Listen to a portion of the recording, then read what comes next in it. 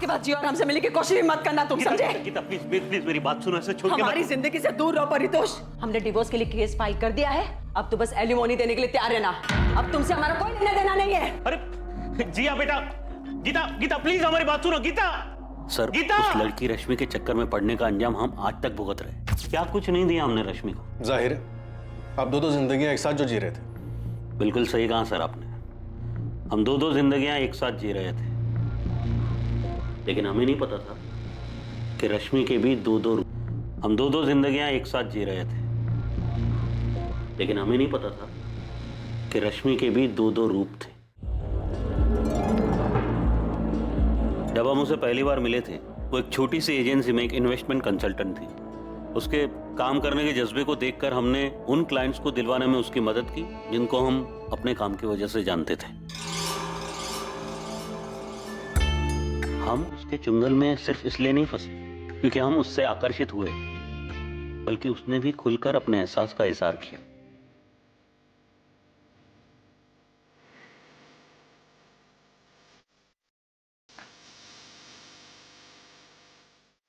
ये लो रख, खास तुम्हारे लिए।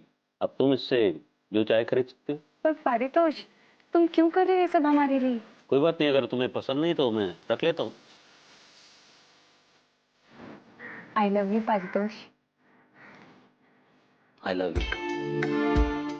हम एक तौरी जिंदगी जी रहे थे और हमें बुरा भी लगता था कि हम अपनी बीवी को धोखा दे रहे हैं। एक तरफ हम एक अच्छा पति और अच्छे पिता की भूमिका निभा रहे थे, और दूसरी तरफ एक प्रेमी, एक ऐसा व्यक्ति जो सपनों वाली जिंदगी जी रहा था। परिवार और एक जवान प्रेमी का एक ही वक्त में दोनों का आनंद ले रहा था।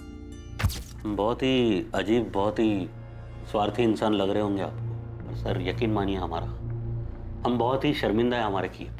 हमें इस बात का एहसास ही नहीं था कि रश्मि की वजह से हमारी जिंदगी तबाह हो जाएगी। हमने तो एक कोठी खरीदी थी उसकी।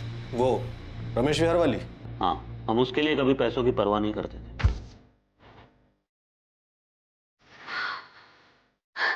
ये घर हमारे लिए? सब कुछ तुम्हारे लिए रश्मि, ये घर तुम्हारे नाम होगा।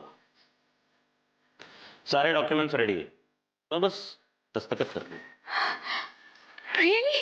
हम उसके प्यार में इस तरह बह गए थे कि समझ ही नहीं पा रहे थे कि हम अपनी बीवी, अपनी बच्ची के साथ धोखा कर रहे थे, और उसी तरह रश्मि के दोहरे चेहरे को भी हम देख नहीं पाए। वो चेहरा जो ना कभी हमने पहले देखा था और ना ही जिसकी कभी कोई कल्पना कर सकता था। उसने आपको धोखा दिया? सिर्फ धोखा, बड़ा ही गंदा खेल खेला उसने हमारे साथ। रश्मि, हमने तुम्हें एक सिंपल सा सवाल पूछा है कि पूरा हफ्ता तुम कहाँ थे? हम तुम्हारी बीवी हैं, हमने तुमसे शादी की है। हम जानते तुम किसके साथ थी और कितने लोगों के साथ थी, हम उन सबको जानते हैं। और वो सब ये भी जानते हैं पारितोष कि तुम ऑलरेडी मैरिड हो। और ये सब कुछ हमने तुम्हें इसलिए नहीं दिया कि तुम हमें धोखा दे सको। हम किसी की जागीर नहीं है पारितोष, और ना ही हमने तुमसे शादी का वादा किया है। अभी जो भी गया यहाँ से बंद हो। अच्छा, तो तुम हमारी जासूसी भी करने लगे? ये रश्मि, हमारे घर में रह के हमारे साथी, निकलो यहाँ से, गेट आउट। शायद तुम भूल रहे हो पारितोष, ये घर हमारे नाम पर। तुम उसे हमारे नाम करोगी, वरना क्या एक्सपोज कर दोगे हमें? अभी के अभी इस घर से निकल जाओ और मेरी जिंदगी से भी। Get out from my life. Calm down Paritosh, सिर्फ 2 करोड़ रुपए, उसके बाद हम तुम्हारी जिंदगी में कभी नहीं आएंगे, प्रॉमिस। तुमने हमारा यूज किया रश्मि, लेकिन हम यूज एंड थ्रो करने वाली चीज नहीं है, समझे? अगर हम तुम्हें बना सकते हैं ना, तो तुम्हें पूरी तरह बर्बाद भी कर सकते हैं हम।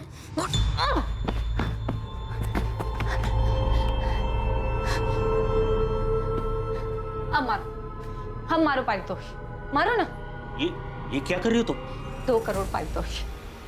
देखो देखो, वहाँ हमने कैमरा सेट किया है। क्या? जी हाँ, इस बेड पर जो कुछ तुमने हमारे साथ किया है वो सब रिकॉर्डेड है। रेप के केस में अंदर करवा देंगे हम तुम्हें। इस्तेमाल किया है तुमने हमारा पारितोष, शादी के नाम पे धोखा दिया है हमें। ये घर भी तुमने हमें बेवकूफ बनाने के लिए हमारे नाम पर किया है। ये वीडियो हम पुलिस और मीडिया को दे देंगे, फिर देखते हैं कौन किसको बर्बाद करता है। 2 करोड़ पारितोष, 2 करोड़, वरना हम ये वीडियो वायरल कर देंगे। तुम्हें पता भी नहीं पारितोष कि जो हम चाहते हैं उसे पाने के लिए क्या क्या कर सकते हैं। हाँ, रश्मि सब कुछ रिकॉर्ड करती थी, सब कुछ पहले से प्लान किया हुआ था उसने। बहुत ही शातिर लड़की थी। तो आप कौन से संत हो? नहीं सर, हम संत नहीं, बहुत बड़े चंट हैं। लेकिन इस बात की उसे खबर नहीं थी कि हम क्या क्या कर सकते थे। इससे पहले कि वो ब्लैकमेल करके 2 करोड़ मुझसे मांगती, मैंने उसकी सारी बातें अपने मोबाइल में रिकॉर्ड कर रखी। वो हमें मात दे इससे पहले हमने उसे मात दे। रश्मि, तुम हमें इस तरह ब्लैकमेल नहीं कर सकती। अगर तुम चाहते हो कि हम तुम्हें ब्लैकमेल ना करें तो परितोष 2 करोड़ दे दो। तुम्हारे पास कल तक का टाइम है। अगर कल तक 2 करोड़ नहीं दिए तो हम तुम्हारे खिलाफ रेप केस कर देंगे और मीडिया को फुटेज दे देंगे। ये सरासर ब्लैकमेल है रश्मि। ये तो तुमको करना ही पड़ेगा। तुम हमें 2 करोड़ दो और हम दोबारा तुम्हारी जिंदगी में कभी नहीं आए। किस आधार पर आपने हमें गिरफ्तार किया सर? उस आदमी ने हमारा इस्तेमाल किया, शादी के नाम पर झूठा वादा करके फिजिकल रिलेशन बनाए, धोखा दिया हमें, और उस पारितोष के खिलाफ रेप केस दर्ज करने के बजाय आप हमें पूछताछ के लिए लेकर आए। तुम्हारे ब्लैकमेल के सारे कॉल रिकॉर्डिंग पारितोष के पास है। तुम्हें क्या लगा था अपने वीडियो की रिकॉर्डिंग के जरिए उसे फंसा दोगे? लेकिन उसे धमकाने और ब्लैकमेल के जुर्म में तुम गिरफ्तार हो। क्या बकवास है ये? गलत किया उसने हमारे साथ। हम पारितोष के खिलाफ रेप का केस फाइल करेंगे। सर कहाँ जा रहे हैं आप? सर सुनिए तो। सर हम उसे कोर्ट तक घसीट कर लेकर आएंगे, उसकी वीडियो वायरल कर देंगे, उसकी मदद करने और हमारे साथ जबरदस्ती करने के लिए हम आपके खिलाफ भी केस दर्ज करेंगे। रश्मि ने जो किया हमारे साथ, उससे हमारी जिंदगी, हमारा परिवार, सब कुछ तबाह हो गया। 7 अक्टूबर की रात को आप कहाँ थे? घर पर थे, अकेले शराब पी रहे थे, जो रोज पीते हैं हम ऑफिस से आने के बाद। हमारी बात मानिए सर, वो बहुत ही शातिर थी और हम यकीन के साथ कह सकते हैं कि उसको उसी की तरह किसी ने बड़े शातिर अंदाज में फंसाकर मार डाला हो। बहुत ही चालाक समझती थी खुद को, ओवर कॉन्फिडेंट। यही उसकी सबसे बड़ी गलती थी। रश्मि से प्यार करते थे, लेकिन जब हमें पता चला वो हर चीज में हेरा फेरी करती है, उसकी नजर में रिश्तों की कोई अहमियत नहीं थी, तब हमने रिश्ता तोड़ दिया। ये हमें बहुत जल्द पता चल जाएगा कि तुम्हारा ये दर्द था या गुस्सा जिसकी वजह से तुमने रश्मि का मर्डर कर दिया। रश्मि की हत्या से पहले उसके फोन की लास्ट लोकेशन वीआईपी एन्क्लेव थी। वीआईपी एन्क्लेव जहाँ पर तुम्हारा घर है और तुम्हारे पिता के राइवल दशरथ लाल का भी। जब हमें पता चला कि उसके संबंध हमारे पिता के साथ थे, हम उसे पूरी तरह चोट पहुंचाना चाहते थे, लेकिन हमें कभी समझ में नहीं आया कि रश्मि अपनी जिंदगी के साथ चाहती क्या थी। पता नहीं हम उसके पीछे पड़कर अपनी जिंदगी क्यों खराब कर रहे थे। इन्हें के लिए एक्सटॉर्शन के केस में जेल गई थी। इधर ऋषभ के साथ शादी करने वाली थी और उधर ऋषभ के फादर प्रद्युमन और प्रद्युमन के राइवल दशरथ लाल के साथ अलग ही गुल खिला रही थी। और उससे पहले परितोष मिश्रा के साथ। ऐसा कैसे कि उसकी माँ, भाई, चाचा को इस बारे में कुछ पता ही नहीं था? क्या ये मुमकिन हो सकता है? कल्याणी, हमने विकास से बात कर ली है। हम लोग बहुत आराम से इसका हल ढूंढ लेंगे। अगर रश्मि ने मनोज और भरत के साथ में कोई धोखाधड़ी की है, वो भी हम संभाल लेंगे। तुम बेफिक्र रहो। क्या रश्मि पांडे की हत्या का मकसद उसका इस तरह लोगों से पैसे हथियाने को रोकना था, या किसी को रश्मि के काम करने के तौर तरीकों से जलन थी जो उनकी कामयाबी के रास्ते का कांटा बन रहे थे? रश्मि एक खतरनाक खेल खेल रही थी। आखिर वो कौन था जिसके रास्ते की रुकावट बन गई थी रश्मि? हम इस बात से इनकार नहीं करेंगे कि रश्मि हमें परेशान कर रही थी और हमने ये बात कभी छुपाई भी नहीं। वीरेंद्र सर से कई बार हमने इस बारे में बात की। मैम, हम ये भी जानते हैं कि रश्मि ब्लैकमेलिंग के केस में एक बार अंदर जा चुकी है और हमें इस बात पे पूरा भरोसा है कि रश्मि अपनी बॉडी का इस्तेमाल करती थी और क्लाइंट से इन्वेस्टमेंट लाती थी, सारे बड़े बड़े क्लाइंट्स। लेकिन वो क्लाइंट्स रश्मि के लिए सिर्फ क्लाइंट्स नहीं थे, वो कुछ और भी थे। पायल, हमने तुम्हारे ऑफिस कलीग ध्रुव से बात की क्योंकि हमने ये कहा था कि रश्मि की लाश पानी के ऊपर आ गई वरना मिसिंग ही रह जाती। अगर आपको लगता है कि ऐसा कहने से हम रश्मि के मर्डर में इन्वॉल्व है या हमने उसका मर्डर करवाया है, तो माफ कीजिए। हमने ये बात सिर्फ इसलिए की क्योंकि ये बात साफ है, जो भी रश्मि का हत्यारा था उसने बॉडी के साथ पत्थर इसलिए बांधा था क्योंकि वो नहीं चाहता था कि लाश पानी के ऊपर आ जाए। तो फिर रश्मि का मर्डर किसने किया पायल? मैम, हमने आपसे पहले भी कहा था, हम मानते हैं हम रश्मि को पसंद नहीं करते थे, जलते थे उससे, लेकिन इसका ये मतलब नहीं कि हम इस हद तक गिर जाए कि उसका मर्डर ही करवा दें। लेकिन रश्मि मर्डर करने के बारे में सोच सकती थी। इसकी ऐसी हरकतों की वजह से उसका मर्डर हुआ होगा। कर्मा मैम, कर्मा। जावेद, कुछ हाथ लगा? एक बाबा है, अपने आप को काली बाबा बोलता है। उसके पास जाती थी क्या रश्मि पांडे? हाँ, मैंने ज़्यादा पूछताछ की नहीं क्योंकि उसको भनक लग जाती तो वो भाग जाता। कहाँ मिलेगा ये काली बाबा गोविंद? स्टेशन के पास वाले मार्केट एरिया मैडम, वहीं बैठा है। एड्रेस भेज रहा हूँ, अभी भी वहीं मिलेगा ये बाबा। जो बात थी हम साफ साफ बता रहे हैं। हाँ, हमारे और रश्मि के बीच में शारीरिक संबंध है, जिसको रिकॉर्ड करके वो आपको ब्लैकमेल करने लगी। कौन सा ब्लैकमेल? ब्लैकमेल उसे किया जाता है जो कुछ देने से इनकार करता है इंस्पेक्टर। वैसे हमको पहले से पता था कि वो लड़की रिकॉर्डिंग करती है। तो आपको लॉकर के बारे में भी पता होगा? नहीं, हमको किसी लॉकर के बारे में कुछ पता नहीं था, लेकिन उस लड़की ने पारितोष मिश्रा के साथ जो किया वो भी हमको पता था। अब आप खुद सोचिए कि इतना सब जानने के बाद भी बिना बैकग्राउंड चेक किए हम उसके पास जाते। बैकग्राउंड चेक करने के बाद भी आपने उसको अपने साथ बेडरूम में वीडियो बनाने दिया? प्रद्युमन जी, चुपचाप आप रश्मि पांडे को पैसे देते रहे और बदले में आपने उससे वीडियो रिकॉर्डिंग की मांग नहीं की। मांग इसलिए नहीं की क्योंकि हम जानते थे कि वो इसका हमारे खिलाफ इस्तेमाल नहीं करेगी। क्यों? उसने ऐसी गारंटी दी थी आपको? देखिए क्या है, उसे जो पैसे चाहिए होते थे हम उसे दे देते थे, इसलिए हम जानते थे कि वो बस वीडियो रिकॉर्डिंग करके रखती थी, उसका इस्तेमाल नहीं करते थे। देखिए, हम एक बात साफ साफ बता देते, हाँ, रश्मि को पैसा देने का सिलसिला ब्लैकमेलिंग के बाद ही शुरू हुआ था। जब आपको पता ही नहीं था कि वो वीडियो रिकॉर्ड करके हाँ, पता नहीं था कि उसने रिकॉर्डिंग की थी। अच्छा, तो इस रिकॉर्डिंग के जरिए तुम हमें ब्लैकमेल करना चाहती हो?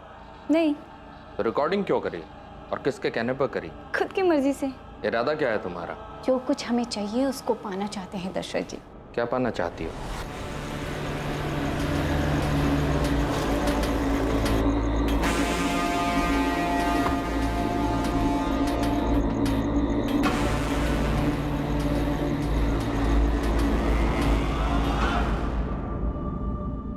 क्या प्रद्युमन ने इस लड़की के साथ मिलकर हमारे खिलाफ चाल चली है? हमें एक दिन भी नहीं लगा ये पता करने में कि प्रद्युमन ही है जो रश्मि को हमारे खिलाफ इस्तेमाल कर रहा है, और वो आप दोनों के लिए सरदर्द बन गई, राइट? बेवकूफ़ है हमारा बेटा। उस लड़की के बारे में कुछ जाने बगैर ही उसने उसे डायमंड रिंग दे दी, पर हमें रश्मि के बारे में पता करने में ज़रा सा भी वक्त नहीं लगा। वो किस तरह की लड़की है, उसका पास क्या है। हम उसके पास सिर्फ इसलिए गए थे ताकि जान सके कि उसका इरादा क्या है। और उसने बस ऐसे ही आपकी वीडियो बना ली। तुम मेरे बेटे के पीछे क्यों पड़ी हो? जाहिर है उसे शादी तो करना चाहती नहीं। तो और क्या हो सकता है सर? क्या ऋषभ को पता है कि तुम एक्सटॉर्शन के केस में कई महीने जेल में बिता चुके हो?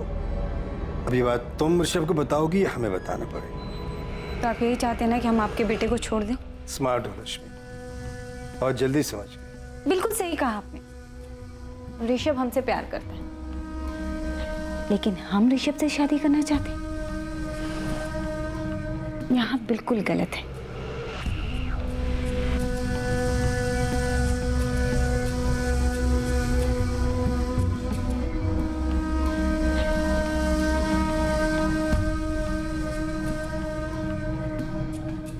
हम उसके पास सिर्फ अपने बेटे को छुटकारा दिलाने गए थे, लेकिन हुआ ये कि आप उसके जाल में फंस गए। उसने आपकी वीडियो बना ली और आपको ब्लैकमेल करने लगी। दशरथ जी को लगा कि हमारी आपसी रंजिश के चलते इनका वीडियो हमने बनवाया है, लेकिन रश्मि तो हमसे भी पैसे लिया करती थी। ऐसे वीडियोस बनाकर पैसे लेती थी, ये कहना बिल्कुल गलत है, क्योंकि पैसे तो हम उसको वैसे भी देते थे और अच्छे खासे देते थे। भाई देखिए, हम भी उसके पास सिर्फ आनंद के लिए ही जाते थे, और जो कुछ वो मांगती थी वो दे दिया करते थे। और जैसे उसने वादा किया था, उसने खुद ही हमारे बेटे के साथ ब्रेकअप भी कर लिया। वो आप दोनों के वीडियोस बस ऐसे ही बना रही थी? अब उसने क्यों बनाया, क्या करने वाली थी, ये तो उसने नहीं बताया। हमारे ख्याल से ये उसका बैकअप प्लान था। देखिए, उसे एक अच्छी जिंदगी जीने का शौक था। महंगी गाड़ी, महंगे कपड़े, बहुत सारे पैसे, ज्वेलरी। उसे अपना एक लाइफस्टाइल मेंटेन करना होता था। उसे लगा होगा कि अगर हमने पैसे देने बंद कर दिए तब क्या होगा, तब ये वीडियोस ब्लैकमेल करने के काम आएंगे। बिल्कुल यही बात है और एकदम साफ। देखिए, वो खूबसूरत तो थी ही, लेकिन इसके अलावा एक खासियत और थी उसमें। वो अपनी ओर लोगों को आकर्षित करना बहुत अच्छे से जानती थी। आप लोगों के बयान में बहुत तालमेल नहीं है। ऐसा इसलिए लग रहा है कि आप लोगों को रश्मि के मर्डर का शक हम पर है, लेकिन हम दोनों के पास उसके मर्डर की कोई वजह ही नहीं है। ठीक है, थैंक यू। इंस्पेक्टर, एक और बात बता दूं आपको, इससे पहले कि आप खुद पता लगाएं या गुस्से में आकर हमारा बेटा आपको ये पता है। 7 अक्टूबर को हम रश्मि के घर गए थे।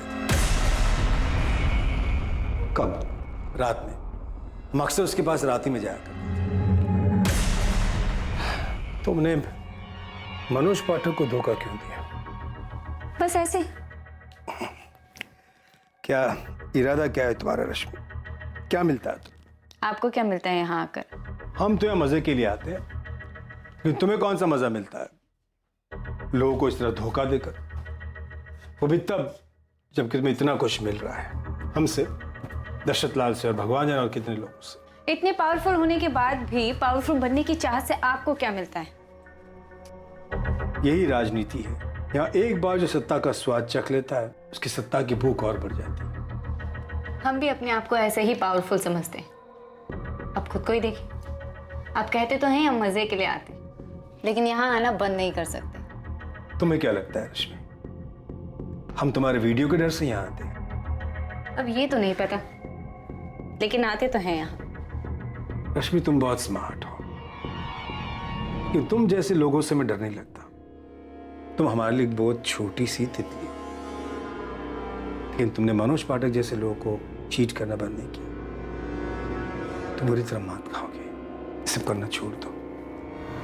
तुम अपने लिए गड्ढा खोद रही हो। और तकरीबन रात 8 बजे हम उसके घर से निकल गए। उस रात की रश्मि की सारी मूवमेंट की इंफॉर्मेशन है हमारे पास। रात को 8:30 बजे तक रश्मि अपने घर पर ही थी और 9:05 पर उसके फोन की लोकेशन थी VIP एन्क्लेव,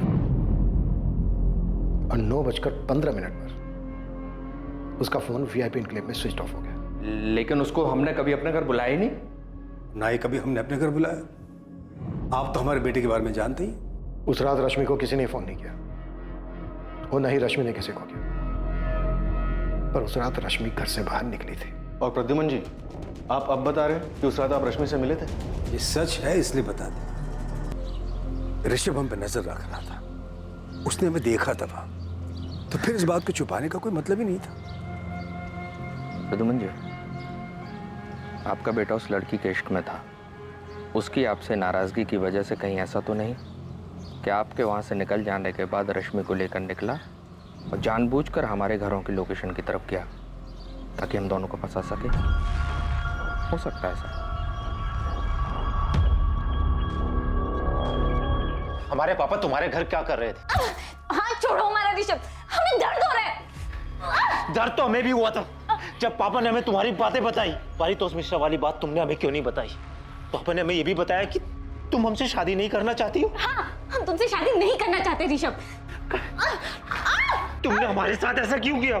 हमारे साथ ही क्यों? नहीं करना चाहते हम तुमसे शादी ऋषभ, और अगर जानना चाहते हो तो सुनो, तुम्हारे पापा का फिजिकल रिलेशन है हमारे साथ।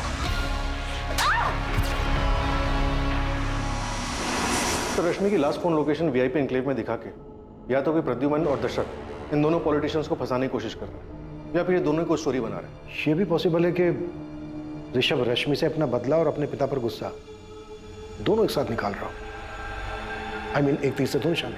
पर मुझे लग रहा है कि हमें रश्मि के परिवार वालों से एक बार पूछताछ करनी चाहिए। उसके साथ लखनऊ में इतना कुछ हो गया और उन लोगों को कुछ पता ही नहीं।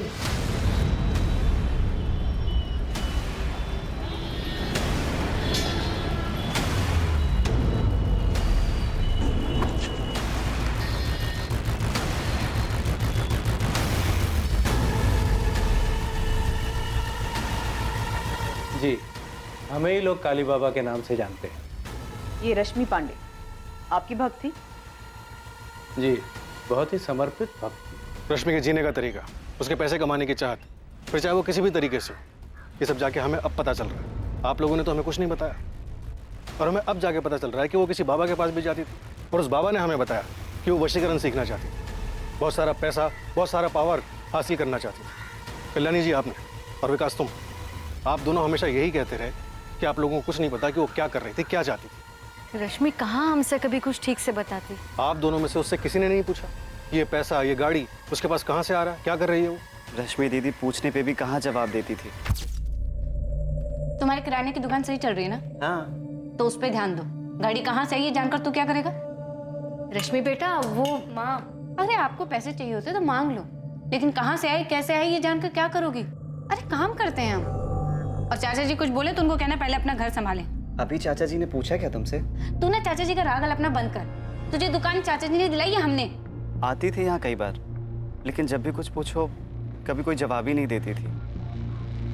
जो आप कह रहे हैं उन सारी चीज़ों का हमें अभी पता चल रहा है। हाँ, जब से वो यहाँ से गई है उसके रहन सहन में बदलाव आया था, वो तो हम देख रहे थे। हमें बहुत डर भी लग रहा था, मन में काफ़ी सवाल भी उठ रहे थे, लेकिन सवाल का जवाब ना मिले तो क्या करें हम। रश्मि दीदी के जेल जाने के बाद हमने और माँ ने दोनों ने कोर्ट कचहरी के चक्कर लगाकर उन्हें जेल से छुड़वाया था। ये रश्मि के जेल जाने वाली बात है, ये भी आप लोगों ने हमें नहीं बताई? वो बात इसलिए छिपाई क्योंकि वो हम सब के लिए शर्म की बात थी। जब रश्मि यहाँ हमारे साथ रहती थी, जब उसके पापा इस दुनिया में थे, तब सब कुछ ठीक था। जैसे वो शहर गई, बहुत बदल गई। उन्हें इतना गुरूर क्यों था और वो इतने पैसे और पावर का क्या करना चाहती थी, ये हमें नहीं पता साहब। रश्मि पांडे ने जिस बाबा की मदद ली थी, उस बाबा से पुलिस द्वारा की गई पूछताछ से कुछ हैरान कर देने वाले तथ्य सामने आने वाले थे। हर वो चीज जो रश्मि हासिल करना चाहती थी, वो रश्मि की तरह ही रहस्यमयी होती जा रही थी। ये भी एक रहस्य था कि उसकी हत्या कैसे हुई और किसने की उसकी हत्या। रश्मि को वो पावर्स किस लिए चाहिए थे? लोगों को अपने वश में करने के लिए। किन लोगों को वो अपने वश में करना चाहती थी? वो पॉलिटिशियन दशरथ लाल या प्रद्युमन चौधरी। रश्मि क्या चाहती थी इन दोनों से? Political power? हमें इसकी कोई जानकारी नहीं। ओह काली बाबा, इस लड़की का मर्डर हुआ है और हमें पता चला है कि ये काला जादू करती थी, और अभी आपने बताया कि वशीकरण सीखना चाहती थी, तो सीधे सीधे बताइए ना, वशीकरण किस लिए सीखना चाहती थी? चाहती क्या थी ये लड़की? किसको वश में करना चाहती थी? अरे हम थोड़ी पूछते हैं हर किसी से कि तुम किस पे हावी होना चाहते हो। वो आई थी सीखने के लिए कि दूसरों को अपने वश में कैसे किया जाता है। वो कई महीनों तक इस विद्या को सीखने के लिए आई और हमने उसे सिखाया भी। वो बताती थी कि हमने उसे जैसा ध्यान करने सिखाया था, वो नियमित रूप से वैसा ही ध्यान करती थी। जिस तांबे के सिक्के के बारे में आप बात कर रहे थे, वो सिक्का आपको रश्मि के पास मिला?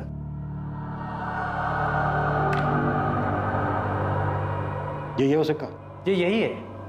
हमने ही दिया था उसे, और ये विद्या सिखाने की हमने गुरु दक्षिणा भी ली थी। कितने पैसे लिए थे? 3 लाख। तो लोगों को अपने वश में करने के लिए, वशीकरण के इस ढोंग को सीखने के लिए रश्मि ने आपको 3 लाख रुपए दिए। इसे ढोंग मत कहिए। आपकी नज़र में ढोंग होगा, पर शक्तियां होती है। अब आप खुद ही देख लीजिए, रश्मि के कत्ल की आप छानबीन कर रहे हैं, लेकिन किसी नतीजे पे नहीं पहुंचे आप। आपको ऐसा नहीं लगता कि कोई व्यक्ति अपनी शक्तियों द्वारा आपको गोल गोल घुमा रहा है? ओ बाबा बस। और ये मेंढक भी इसी नौटंकी का सामान था? आप गलत कह रहे हैं। बाबा मैं जितना पूछ रहा हूं ना, सिर्फ उतना जवाब दो। ये मेरा नहीं है, ये चाइनीज माल है। चाइनीज बाबा? चाइनीज बाबा नहीं, चाइनीज माल। तो ये मेंढक आया कहां से उसके पास? हमें क्या पता, उसने हमसे ही थोड़ी संपर्क किया होगा, और भी बाबाओं से संपर्क किया होगा। उसे किसी भी परिस्थिति में वशीकरण सीखना था। पर सीखनी किस लिए थी? हमें नहीं पता साहब। हमने उसे वशीकरण की कुछ विद्या सिखाई थी। वो किस पे उसका प्रयोग करना चाहती थी, वो किसे अपने वश में करना चाहती थी, वो किस पे हावी होना चाहती थी, हमें नहीं पता। सुप्रिया, तुम रश्मि की इकलौती दोस्त थी जो हमेशा उसके साथ थी। अब ये तुम बिल्कुल मत कहना कि तुम्हें इस बात का नहीं पता कि रश्मि किसके साथ क्या गुल खिला रही थी जिसने उसका मर्डर कर दिया। 3 साल पहले का परितोष मिश्रा, या रश्मि का एक्स बॉयफ्रेंड ऋषभ चौधरी, या ऋषभ चौधरी का फादर प्रद्युमन चौधरी या दशरथ लाल, या रश्मि की ऑफिस कलीग पायल त्यागी, किसने मर्डर किया है? किसने? इनमें से कौन है सुप्रिया जिसने मारा रश्मि को और उसके बाद उसकी लाश को संपत नहर में ले जाकर फेंक दिया? हमें नहीं पता सर। रश्मि ने हमें कभी नहीं बताया कि वो किसके साथ जाती थी। ऋषभ के अलावा कोई और भी है जिसके साथ वो जा सकती थी? देखो सुप्रिया, तुम पहले दिन से हमसे कुछ ना कुछ छुपा रही। तुमने पहले भी हमें ऋषभ के बारे में नहीं बताया। किसका डर है तुम्हें? बोलो। क्या ऋषभ अपने फादर को फंसाने के लिए ऐसा कर सकता है? क्योंकि रश्मि के फोन की लास्ट लोकेशन वीआईपी इनक्लेव है, वीआईपी इनक्लेव, जहाँ ऋषभ का घर है। सर ऋषभ रश्मि का मर्डर नहीं कर सकता, इतना तो मैं जानती हूँ। सर वो उससे बहुत प्यार करता था। हाँ, वो रश्मि से दुखी था क्योंकि उसने उसे धोखा दिया था, लेकिन सर वो इस बात से भी दुखी था कि उसके पापा ने। सर ऋषभ रश्मि का मर्डर नहीं कर सकता। तो फिर किसने मारा है रश्मि को? सर, रश्मि के माँ, भाई और चाचा सबसे बात की, सबके बीच में लगता सांठ-गांठ हो रखी, सब एक ही राग अलाप रहे, किसी को रश्मि के बारे में कुछ नहीं पता। सुप्रिया, रश्मि अपने परिवार वालों का जिक्र करती थी तुमसे? हाँ सर, कभी कभी जिक्र करती थी, जब वो बालापुर जाती थी अपने माँ और भाई से मिलने। और अपने चाचा के बारे में? नहीं, चाचा के बारे में मैं कुछ नहीं जानती।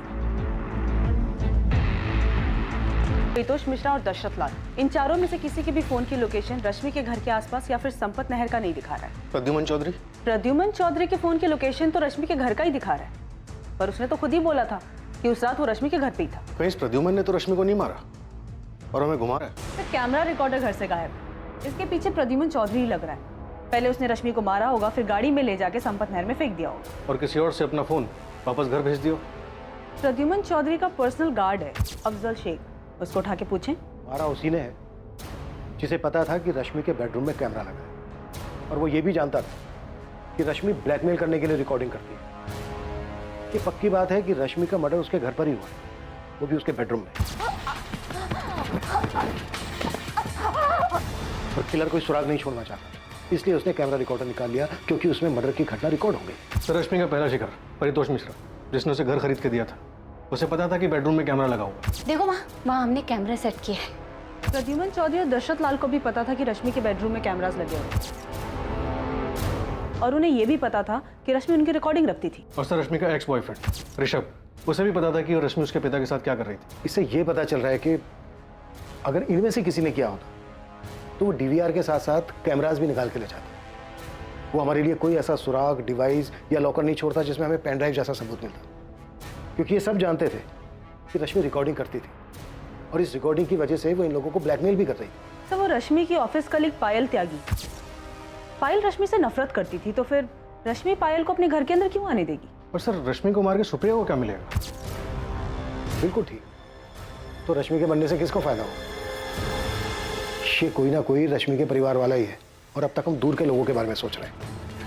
केस की जिस तरफ पड़ताल कर रही टीम का ध्यान नहीं गया था, अब वहीं से एक बहुत अहम सुराग मिला था, और इस जानकारी से रश्मि पांडे की हत्या के राज का पर्दाफाश हो गया था। हाँ गोविंद, बालापुर से कोई खबर? सब डायरेक्ट नहीं पूछा, लेकिन रश्मि के भाई विकास का किराना स्टोर है, इसमें उसका पार्टनर है सोनू कश्यप, उससे बात किया मैंने। सोनू ने हमें बहुत जरूरी खबर दी है, जो विकास ने हमें कभी नहीं बताया। क्या इन्फॉर्मेशन है? भोलाराम पांडे, विकास और रश्मि का चाचा, वो दोषी हो सकता है।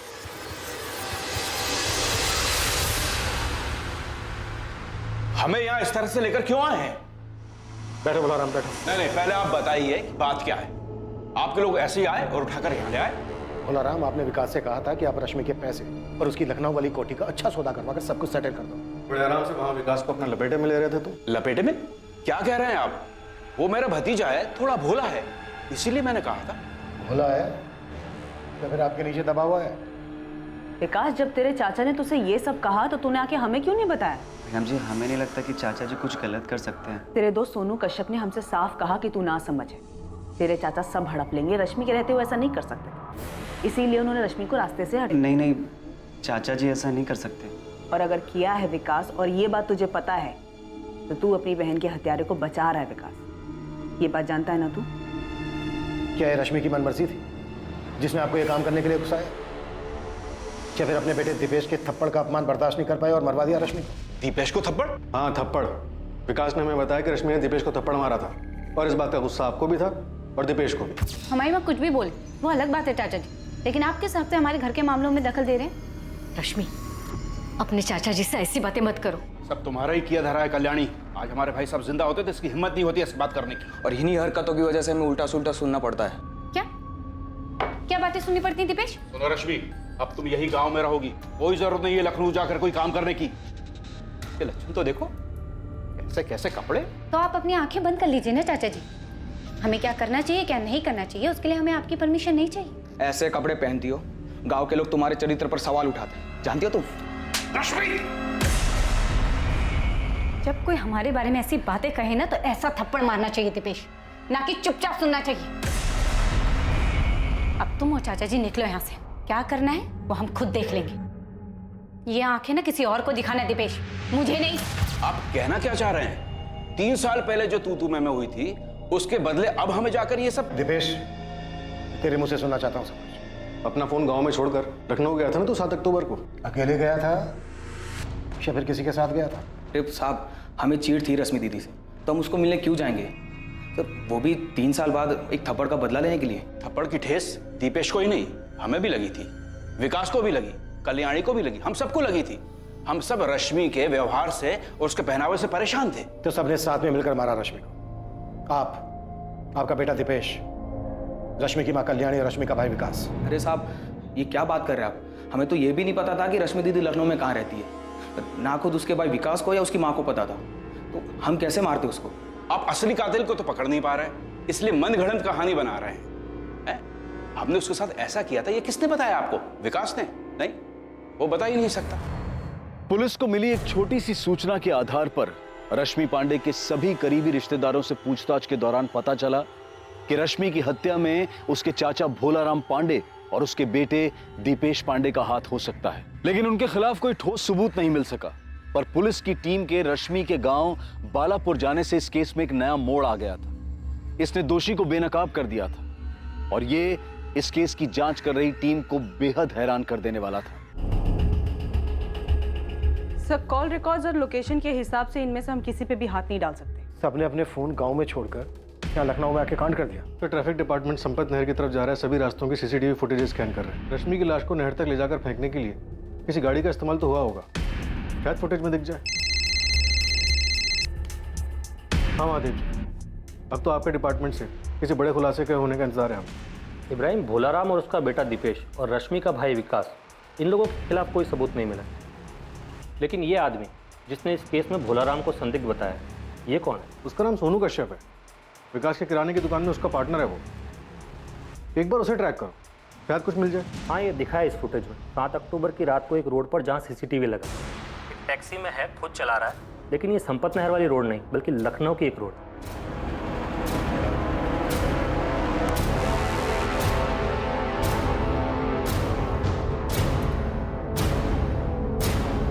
ये तो सोनू ही है। और उसने हमें बताया था कि भोलाराम ही दोषी है। नहीं सर, मैंने क्रॉस चेक किया। 7 अक्टूबर की रात को सोनू के फोन की लोकेशन उसके गांव बालापुर की ही है। तो सब कुछ भोलाराम पांडे और उसके बेटे दीपेश पे डाल रहा है। देख बेटा, जब पड़ेगी ना तो बर्दाश्त नहीं कर पाएगा। तो तेरी शक्ल बता रही है कि एक ही थप्पड़ काफी होगा तेरे लिए।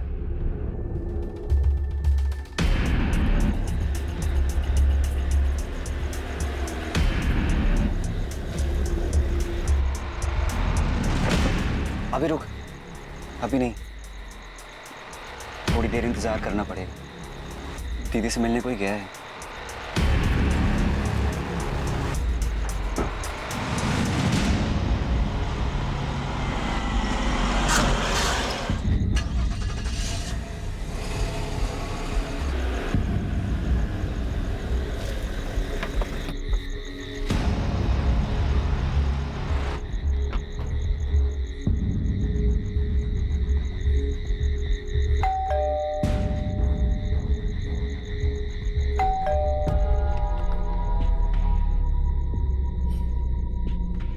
विकास, तू यहाँ?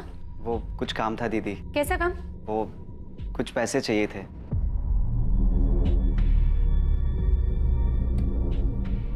इसको क्यों लेके आए यहाँ? दीदी, हम इसके साथ ही आए हैं, इसकी गाड़ी में। एक बात बता, आज जब दोपहर में हम बालापुर आए थे तो माँ ने तो ऐसा कुछ नहीं कहा कि उन्हें पैसे चाहिए। दीदी, वो हमको चाहिए दुकान के लिए। तुमसे अगर दुकान संभाली नहीं जाती तो उसको बंद करके घर में बैठ जाना, कदे नुकसान कम ही होगा। सुन, 5,000 नहीं दे सकती। ये ले, 2,000 रख ले, इतने ही बहुत है। तू जो चाहे वो करेगी, बिना बताए घर बेचेगी, दूसरों को ठग के पैसे लूटेगी, और हमें 5,000 रुपए चाहिए तो सिर्फ 2,000 रुपए देगी। पैसे रखने तो रख, वरना निकल यहाँ से। वैसे तेरी औकात इतने की भी नहीं, फिर भी दे रहे हैं ना। अरे टिकट, टिकट क्या करे तू? टिकट छोड़, छोड़ो हमें। बहुत हो गया दीदी, तुमने हमारी बहुत औकात दिखा ली। अब हम तुम्हें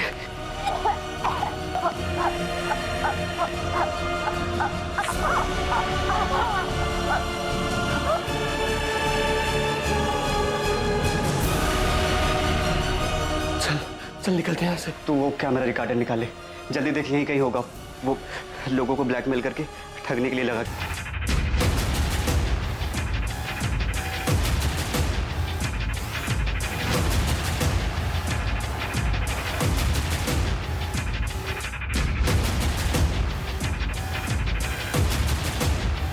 हमें लगा था पत्थर के वजन की वजह से रश्मि की बॉडी कभी पानी के ऊपर नहीं आएगी। भोलाराम भी शामिल था इस साजिश में? था या नहीं? नहीं, विकास ही अपनी बहन को मारना चाहता था। रश्मि पांडे के छोटे भाई विकास पांडे का नाम इस हत्याकांड में सामने आया था, लेकिन और भी चौंका देने वाली सच्चाई सामने आने वाली थी। हाँ, हमें पता था कि विकास ने ही रश्मि की हत्या की थी। उसने हमें उसी रात बता दिया था जिस रात रश्मि की हत्या करने के बाद उसकी लाश को वो नहर में फेंक के आया था।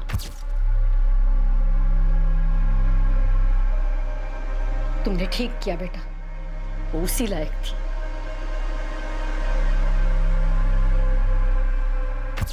हमारे बेटे ने जिसकी हत्या की वो रश्मि अब वो थी ही नहीं जिसे हमने जन्म दिया था, पाल पोस के बड़ा किया था। बहुत झेल चुके थे उसको, बहुत बातें सुन चुके थे उसकी। माना कि वो गलत थी, पर क्या तब भी उसकी हत्या करना सही था? आपके लिए कहना आसान होगा साहब, लेकिन उसने जो किया, उसकी हरकतों को भुगतना हमारे लिए आसान नहीं था। चाचा जी और मुझे गाँव वालों के ताने सुनने पड़ते थे कि तुम्हारी दीदी ऐसी है, उसने ये किया। पर क्या कभी उसने तुम्हें कोई नुकसान पहुंचाया था? हाँ, नुकसान किया। वैसे उसको हमारी कुछ नहीं पड़ी थी, लेकिन जब खुद को जरूरत पड़ती थी तो हमें याद आते थे। और जब भी वो घर आती सबके साथ बहुत बुरा व्यवहार करती थी। चाचा जी, मैं, दीपेश, सबको बहुत खरी खोटी सुनाती थी। खुद तो सारे गलत काम करती थी, लेकिन हमें नाकारा, ढक्कन ये सब बुलाती थी। बोलती थी हम किसी काम के ही नहीं है। जो मुंह में आता था वो सब कुछ हमें बोल देती थी। सारी हदें पार कर चुकी थी और हमने उसे उसके किए की ही सजा दी। तुम कौन होते हो किसी को सजा देने वाले? तुम सिर्फ एक हत्यारे हो जिसने रश्मि की हत्या की है, और तुम्हारे साथ वो तुम्हारा पार्टनर सोनू और तुम्हारी माँ भी हत्यारे ही हैं। हाँ, हम हैं गुनहगार। रश्मि की हरकतों की सजा हम हर दिन भुगत रहे थे। कम से कम उसकी मनमानी से छुटकारा तो मिल गया, और हमें जिस चीज से आजादी चाहिए थी वो हमें मिल गई। रश्मि पांडे का भाई विकास पांडे, उसके पार्टनर सोनू कश्यप और रश्मि की मां कल्याणी पांडे को इस हत्या के लिए हिरासत में ले लिया गया। इस पूरी कहानी में किसके साथ धोखा हुआ? कोई इंसान कुछ भी पाने के लिए लोगों को धोखा दे सकता है। अपने स्वार्थ और कुछ भी पाने की जिद में वो अपने किसी भी गलत कदम को सही ठहरा सकता है, लेकिन ऐसा करके कोई इंसान कहां तक पहुंच सकता है? रश्मि की हत्या को उसके बुरे कर्मों की सजा बताकर इस अपराध को उचित नहीं ठहराया जा सकता। यह अपराध ही है। झूठ और फरेब इंसान को एक बहुत ही खतरनाक रास्ते पर ले जाता है, जहां वो सिर्फ अपने बारे में सोचता है और दूसरों के साथ वो कितना गलत करता है इस बात का उसे कोई फर्क नहीं पड़ता। लालच और स्वार्थ इंसान के देखने और समझने की क्षमता को खत्म कर देते हैं, जिसकी वजह से वो सही और गलत में फर्क नहीं कर पाता, और ये उसके लिए घातक साबित होता है। अब मैं अनूप सोनी आपसे विदा लेता हूं।